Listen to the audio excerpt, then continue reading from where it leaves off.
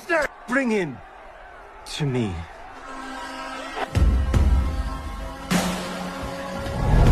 ఏదో తేడాగా ఉందేంటి?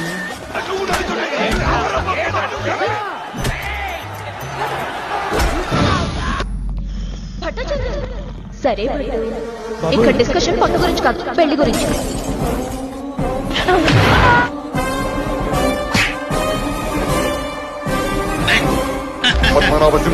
నేను మాటల పోలీసుని కాదు, చేతల పోలీసుని.